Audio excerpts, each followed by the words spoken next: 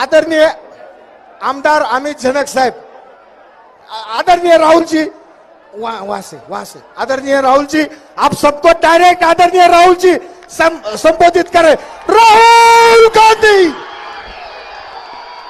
नफरत छोड़ो, नफरत छोड़ो, भारत माता की।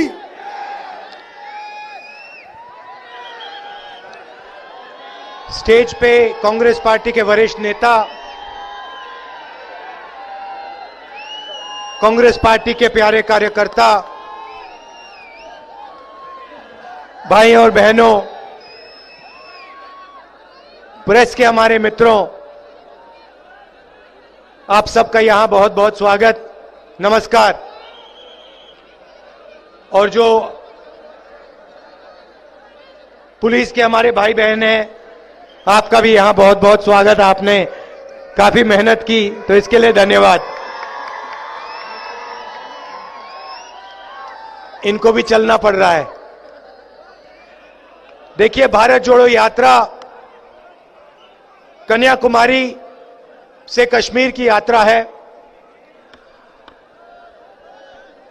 आज 65 दिन हो गए हम पैदल चल रहे हैं। 25 किलोमीटर हर रोज चलते हैं। दिन भर आपसे बातचीत होती है, किसानों से, मजदूरों से, छोटे दुकानदारों से, सबसे बातचीत होती है। 6-7 घंटे हम चलते हैं, 6-7 घंटे हम आपकी बात सुनते हैं, और अंत में शाम को 15 मिनट, जैसे आज मैं कर रहा हूं, हम अपनी बात रखते हैं। यात्रा का लक्ष्य जो बीजेपी के लोगों ने, आरएसएस के लोगों ने हिंदुस्तान में नफरत, हिंसा और डर फैला रखा है, उसके खिलाफ आवाज उठाना, उसके खिलाफ खड़ा होना है। भाइयों और बहनों, इन सड़कों पे मुझसे हजारों युवा मिले हैं, और उन सब से मैं पूछता हूं, क्या पढ़ रहे हो? जवाब मिलता है, कोई कहता है यूनिवर्सिटी में हूं, कोई कहता है स्कूल में हूं, कोई कहता है कॉलेज में। उसके बाद मैं पूछता हूं क्या करना चाहते हो? 5-6 जवाब मिलते हैं। इंजीनियरिंग करना चाहता हूं, डॉक्टर बनना चाहता हूं। कहां है वो बच्चा? इसको लाओ। ये देखो, नमस्ते करो, नमस्ते करो। नमस्ते। क्या क्या बनना चाहते हो? आर्मी। तो ये आर्मी, शाबाश, बैठ जाओ बेटा। ये आर्मी में देश की रक्षा करना चाहते हैं। तो हर युवा कोई ना कोई सपना देखता है, और उस सपने को पूरा करने के लिए उसे रोजगार की जरूरत होती है। अब आर्मी की बात की, बाद में मैं आपको अग्निपथ के बारे में बताऊंगा, मगर हर युवा रोजगार चाहता है। और इस हिंदुस्तान में, इस महाराष्ट्र में हमारे युवाओं को आज रोजगार नहीं मिल सकता। भाई और बहनों, ये मैंने सही बोला या गलत बोला? सुनाई नहीं दिया? सही बोला या गलत बोला? देखिए,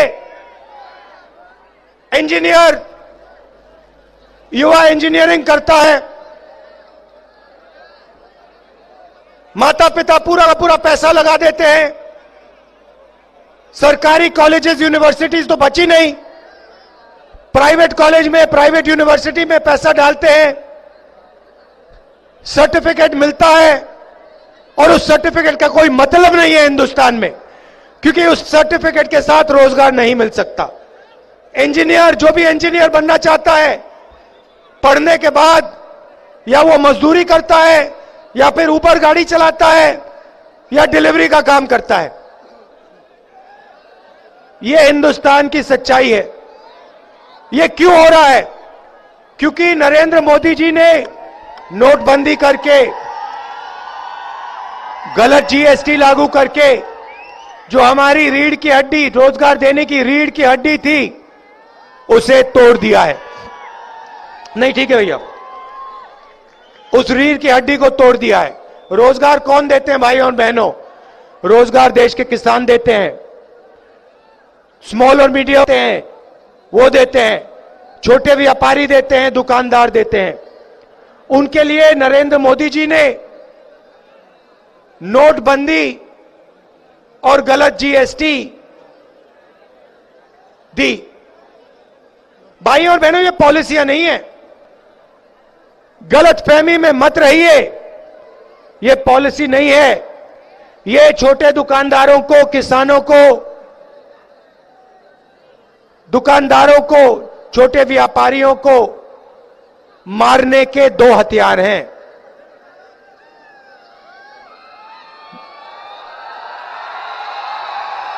इनको खत्म करने के दो हथियार हैं। नरेंद्र मोदी जी ने नोटबंदी करते हुए कहा था, काला धन मिट जाएगा। अब देखो, मिट गया, हो गया गायब? नहीं, मगर देश में लाखों छोटे बिजनेस, करोड़ों लोग बेरोजगार हो गए, लाखों छोटे बिजनेस बंद हो गए। नरेंद्र मोदी जी ने यह काम क्यों किया? क्योंकि वो पूरा का पूरा फायदा अपने 2-3 मित्र को दिलवाना चाहते हैं। नाम आप जानते हो, एयरपोर्ट, पोर्ट, सड़क, टेलीकॉम्स, इंफ्रास्ट्रक्चर, सारे के सारे बिजनेस इन्हीं 2-3 लोगों के हवाले कर दिए हैं। आपका स्कूल और कॉलेजेस को प्राइवेटाइज करके इनके हवाले कर दिया, अस्पतालों को प्राइवेटाइज करके इनके हवाले कर दिया। पहले पब्लिक सेक्टर हुआ करता था, बीएचईएल कंपनी है, ये आपकी पूंजी है। हिंदुस्तान की रेलवेज है, ये आपकी पूंजी है, ये आपका धन है। ये सब नरेंद्र मोदी जी इन्हीं 2-3 लोगों के हवाले कर रहे हैं। तो ये भी रास्ता जो आपका था रोजगार का, ये भी बंद हो गया। फायदा सिर्फ 2-3 लोगों को। ये हिंदुस्तान की सच्चाई है। किसानों की बात करो, उनका कर्जा कभी माफ नहीं हो सकता। अरबपतियों का कर्जा माफ हो जाएगा, मगर किसानों का कर्जा माफ नहीं हो सकता। भाई और बहनों, मुझे एक बात समझा दो, मुझे एक बात समझ नहीं आई। अरबपति बैंक से पैसा लेता है, अरबपति बैंक से पैसा लेता है, वापस नहीं दे पाता, तो लोग कहते हैं नॉन परफॉर्मिंग एसेट है। भैया शांत हो जाओ 2 मिनट। लोग कहते हैं, सरकार के लोग, ब्यूरोक्रेसी के लोग कहते हैं नॉन परफॉर्मिंग एसेट है। मगर अगर किसान, अच्छा वो कर्जा लेते हैं लाखों करोड़ का, लाखों करोड़ का कर्जा वापस नहीं देते, माफ हो जाता है, उनके बारे में कहते हैं भैया ये तो नॉन परफॉर्मिंग एसेट है। मगर किसान 50,000 रुपए का लोन लेता है, लाख रुपए का लोन लेता है, उसको नॉन परफॉर्मिंग एसेट नहीं कहते, उसको कहते हैं ये डिफॉल्टर है। उसका घर ले जाते हैं, उसकी जमीन ले जाते हैं। तो आप मुझे यह समझाइए क्यों हो रहा है ये अन्याय, हमारे किसानों के साथ क्यों हो रहा है? यहां पे किसान हैंगे ना? मुझे बताओ, आपको जो भी आप उगाते हो उसका आपको सही रेट मिलता है? सुनाई नहीं दिया। सही रेट मिलता है, एमएसपी मिलती है। आपका नरेंद्र मोदी जी ने कभी कर्जा माफ किया? यूपीए सरकार ने कर्जा माफ किया था? ये देखिए, आप सब जानते हो। तो यात्रा का लक्ष्य है ये जो हिंसा फैला रहे हैं, डर फैला रहे हैं, इसके खिलाफ खड़ा होना। और ये जो बेरोजगारी बढ़ती जा रही है, इसके खिलाफ खड़ा होना, इसके खिलाफ लड़ाई लड़ना। आखिरी सवाल, भाई और बहनों, यूपीए के समय गैस सिलेंडर का रेट क्या होता था? 400। उस टाइम हर भाषण में नरेंद्र मोदी जी कहते थे शर्म आनी चाहिए, 400 रुपए का गैस सिलेंडर हो गया।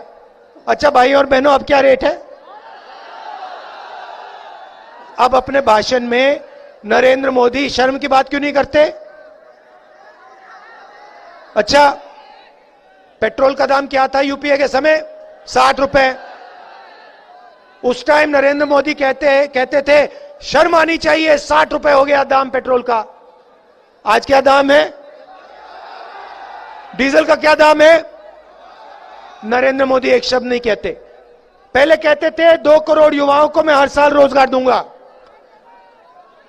पता लगा करोड़ों लोगों को बेरोजगार कर दिया नोटबंदी और जीएसटी लागू करके। एक भाषण में रोजगार की बात नहीं करते। आप सुनो उनके भाषण, रोजगार शब्द नहीं सुनाई देगा, बेरोजगारी शब्द नहीं सुनाई देगा, महंगाई शब्द नहीं सुनाई देगा। और आप बीच में पिस रहे हो। बेरोजगारी और महंगाई के बीच में हिंदुस्तान का गरीब, हिंदुस्तान का किसान, हिंदुस्तान का मजदूर, छोटा दुकानदार पिसे जा रहे हैं सब। यह सच्चाई है। इसलिए हमने ये यात्रा कन्याकुमारी से कश्मीर तक शुरू की है। और मैं आपको बता रहा हूं, देखो एक बात समझ लो, ये जो तिरंगा है ना, ये श्रीनगर में जाके हम इसको लहराएंगे। कोई नहीं रोक पाएगा, कोई तूफान, कोई आंधी कुछ नहीं रोक पाएगा। ये झंडा, ये तिरंगा वहां पे जाके लहराएगा। ये दिखाओ सामने लाके।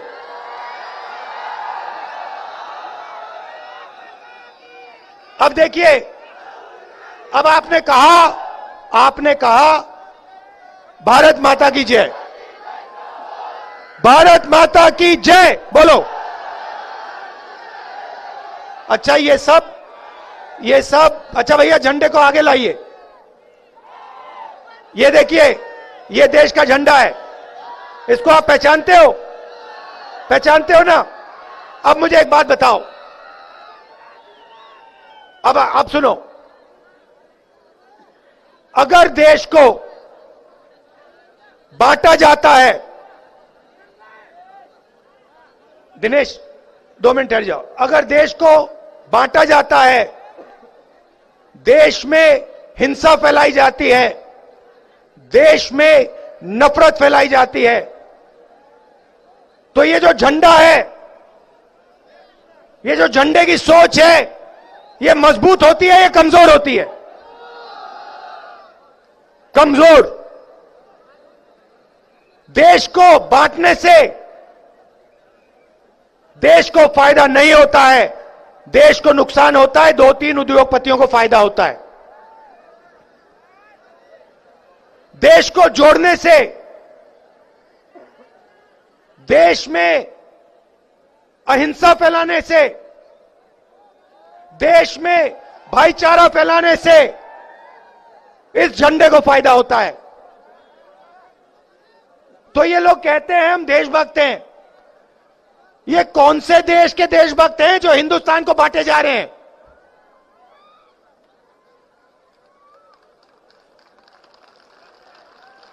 आप किसी भी परिवार को बांटो, किसी भी परिवार को बांटो, भाई को भाई से लड़ा दो, परिवार का फायदा होता है या नुकसान? पिता को बेटे से लड़ा दो, फायदा होता है नुकसान? भाई को बहन से लड़ा दो, फायदा होता है या नुकसान? तो फिर देश को बांटने से फायदा कैसे होगा?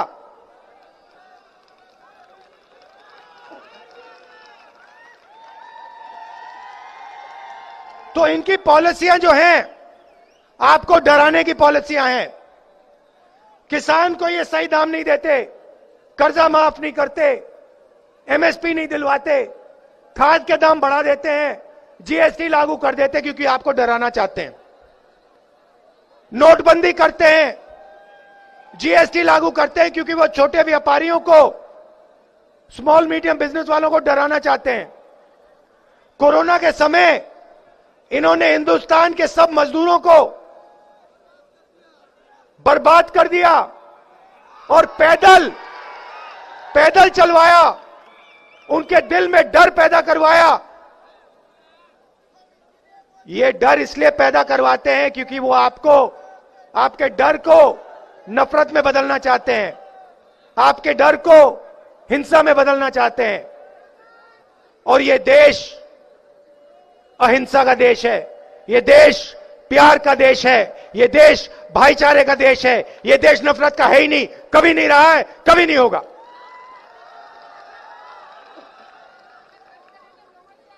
तो ये मेरा आपके लिए मैसेज था।